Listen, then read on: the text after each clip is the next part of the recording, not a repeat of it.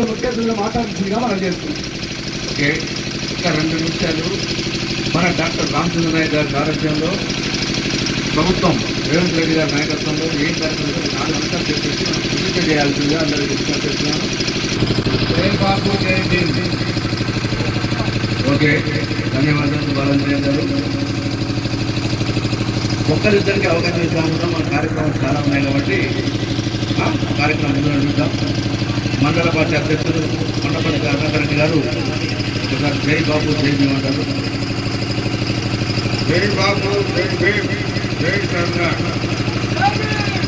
మండల పార్టీ ఉపాధ్యక్షులు గంటా సుబ్బయ్య గారు కూడా జై బాబు జై భీమ్ తీసుకోవడానికి సాంఘిక, ఆర్థిక, రాజకీయ న్యాయాన్ని, ఆలోచన, భావ ప్రకటనను, అంతస్తుల్లోనూ అవకాశాల్లోనూ సమానత్వాన్ని కల్పించడానికి కుల, మత, ప్రాంత, వర్ణ, లింగ, ధనిక, పేద లాంటి ఏ రకమైన భేదాలు లేకుండా అందరికీ సమాన హక్కులు, బాధ్యతలు రాజ్యాంగం కల్పించింది.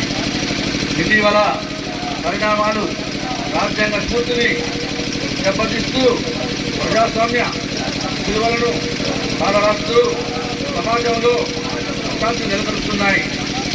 విభేదాలు సృష్టిస్తూ రాజకీయ మనుగడ కోసం విద్వేషాలను రెచ్చగొడుతున్నాయి.